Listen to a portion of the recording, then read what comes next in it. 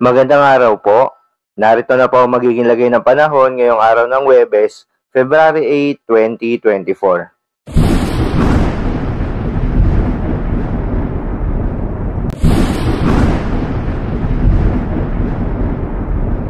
Sa kasalukuyan nga at ayon sa Pag-asa, easterlies pa rin o yung mainit na hangin galing sa karagatang Pasipiko ang patuloy na umiiral sa eastern section ng ating bansa. Habang itong northeast monsoon o hanging amihan ay bahagyang humina. Magandang balita naman dahil ayon sa Pag-asa ay walang binabantayan na low pressure area o bagyo sa loob at labas ng ating Philippine Area of Responsibility na maaaring makaapekto sa ating bansa for the next 3 days.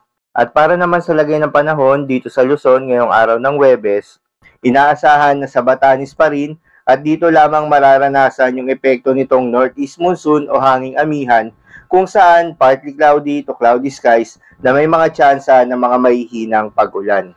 Para naman sa Metro Manila at nalalabing bahagi ng Luzon, asahan pa rin ang partly cloudy to cloudy skies condition na may mga tsansa ng mga localized thunderstorms.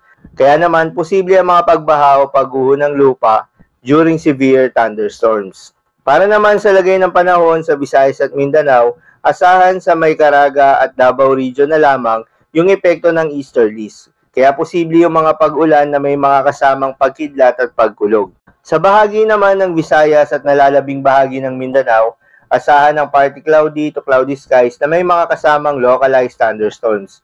Kaya naman posible rin ang mga pagbaha o pagguho ng lupa during severe thunderstorms. Kaya naman sa mga kababayan natin na inuulan na ang kanilang mga lugar noong mga nakaraang araw pa, ingat po sa mga banta ng pagbaha at pagguho ng lupa.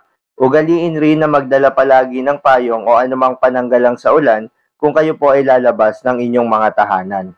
Para naman sa lagay ng mga dagat baybayin, ayon sa Pag-asa ay walang nakataas na gale warning sa anumang seaboards ng ating bansa. Ngunit pinag-iingat pa rin po yung mga papalaot nating mga kababayang mangingisda at yung may mga maliliit na sasakyang pandagat sa bahagi ng Northern Luzon at silangang bahagi ng ating bansa dahil posible yung katamtaman hanggang sa maalon na karagatan. So yun lamang po para sa lagay ng panahon ngayong araw ng Huwebes. Keep safe everyone.